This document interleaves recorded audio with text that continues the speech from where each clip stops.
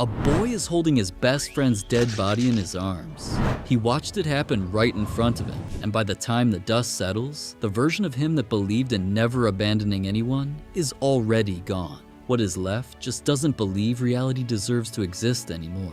And a straight A honors student picks up a notebook off the street, and within days, he has already killed dozens. Just one moment, but completely different reasons. Last video I've been talking about how one single moment transforms a character. Some characters take their trauma quite good, if you could call it that. But some characters, they take change very differently. People always say, villains aren't born, they're made. And honestly, they're right. Harvey Dent put it best. You either die a hero, or you live long enough to see yourself become the villain. Then you've got Iron Man and Megamind telling us heroes aren't born, they're built. So maybe villains work the exact same way, because almost none of these people were born monsters, they were built. Sometimes over years, sometimes in one afternoon, and sometimes they just snap. One incident turns one character or even the hero into a villain. Today, I will show you that exact moment, the exact page, the exact frame, where a hero, a friend, a kid switches roles and turns into the thing everyone else has to stop. And stick with me till the end, because the last few follow a pattern so identical, so precise, it's almost like these authors are all copying off each other's homework. They're not, but it's just, that's how breaking a character actually works. So let's get into it and start with the absolute textbook example, and obviously that's Griffith. He is the one people bring up as the gold standard of one event, total transformation.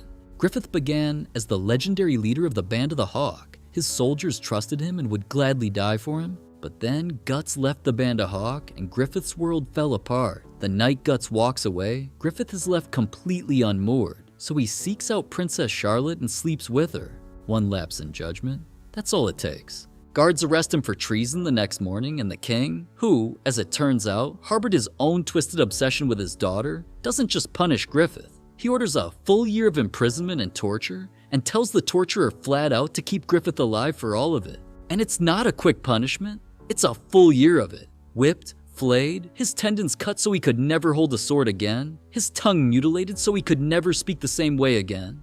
By the time his old comrades break him out, he's barely recognizable, more of a ruined body than a person. He got saved in the end, but the condition he was in, one would barely call that alive.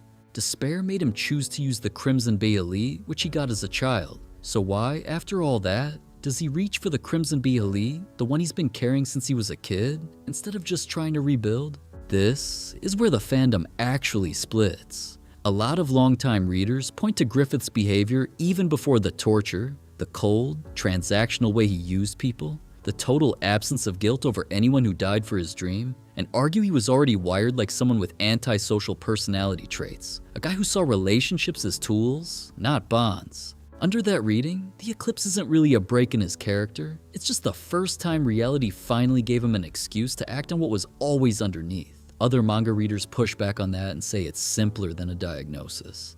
He was a broken, traumatized man who'd lost the one thing, his body, his dream, everything, and grabbed the only power left in front of him. Either way, the result is the same, and so the eclipse happens. Griffith sacrifices his entire mercenary band to save himself and ascend into the god hand as Femto. That was not a moment of weakness, it was a choice, which makes all that followed even worse. Eren Yeager from Attack on Titan, I'm not gonna tell you what Eren is. People will argue about that forever, and that's honestly half the fun of the show. I mean, if you find suffering enjoyable, but the moment, the actual page where his path locks in, is when he receives memories of the future through the paths. His identity collapses. From that point on, in his own head, there's no longer a choice to make. He's already seen where it ends, so he just walks toward it. Whether that's a villain origin or a tragic hero's resolve, that's on you to decide. I'm just the messenger. Now, here's where it gets interesting, because the next four, these are the ones anime forums debate on a weekly basis as the textbook example of one scene, one villain born, and once you see the pattern connecting them, you cannot unsee it. Sasuke Uchiha from Naruto. Now, here's where people get wrong constantly, so let's fix it. Everyone assumes Sasuke's villain origin moment is watching Itachi kill their entire clan. Makes sense, right? Huge trauma, obviously. Except, no. Watch his behavior after that night. He's still trying to get stronger to protect people. He still has a will of fire, as Naruto fans call it. The real break happens years later when he learns the truth. Itachi didn't do it out of hatred. He did it under orders to prevent a civil war, and he spent his entire life afterward as a hated, dying double agent so that Sasuke could live in peace. The realization. The second Sasuke understands that his brother sacrificed his soul for the village, that's when his hatred doesn't disappear, it just redirects. Off of Itachi onto Konoha. Same rage, brand new target, Obito Uchiha. Obito's whole personality, pre-break, is never abandon your friends. That's not a throwaway line. That's basically his religion. Then, he watches Rin die right in front of him by his own best friend's hand in the middle of a mission gone wrong. And something in him just cracks. He doesn't get angry and lash out for 5 minutes. He abandons reality itself. The entire infinite Tsukuyomi plan, trapping the whole world in a genjutsu dream, comes from one core idea. If reality lets this happen, reality doesn't deserve to exist. That's not a villain with a grudge. That's a boy who decided the universe itself was the enemy. Next, we enter Jujutsu Kaisen. Suguru Geto from Jujutsu Kaisen. This one I actually went and double-checked properly because the fandom argues about which moment really broke him. And the truth is, it's not one event actually, it's two. First, he watches Riko Amanai, a girl he was assigned to protect, get shot dead in front of him, and then he watches the very people she died for celebrate her death like it meant nothing. That trauma is crack number one. Then his junior Yu Haibara, an eager kid who looked up to him, dies on a mission not long after. Strike number two. 2 deaths, same theme. He keeps sacrificing sorcerers to protect non-sorcerers who don't even seem to value it. That's the exact logic shifts into maybe the people we're protecting are the actual problem. Now, there's a saying in psychology that 2 people can grow up in completely different worlds and end up in the exact same place. One can survive unimaginable trauma and become a surgeon, a firefighter, or a soldier. Another can have a loving family, every opportunity in life, and still become a serial killer. Human beings aren't that simple, and such is Light Yagami from Death Note. Light is genuinely the creepiest on this entire list, and I'll tell you why. Some people insist Light was always a textbook psychopath, just waiting for an excuse. Others point out that real antisocial personality disorder shows up early, in childhood, and patterns of cruelty and rule breaking, but Light has none of that. No red flags, no conduct disorder, just a disciplined, well-liked honor student. So maybe he wasn't born a monster, maybe he just had the exact kind of God complex superiority brain sitting dormant, and all it needed was a trigger with 0 consequences attached. Every single other villain we're covering today has a tragedy, a death, a betrayal, something really, really bad happened to them. Light, no, he was a top student with a loving family and an absolutely boring normal life. But then he finds this notebook. That's it. No death, no war, no lie he uncovered, just an opportunity and a realization, just like Griffith, but without the horror that came before. He picks up the death note, realizes it works, and within days he's already justifying mass murder as cleansing. Nobody broke him. The notebook's power did that all on its own and turned a straight A student into a mass murderer. And that's honestly scarier than every tragic backstory combined, because it means you don't need trauma to become a monster, you just need the right amount of power and 0 people telling you no. But nevertheless, every single one of these follow the same 5 beats. 1. A core belief. People are good, justice is real. Griffith believed he was worth owning a kingdom.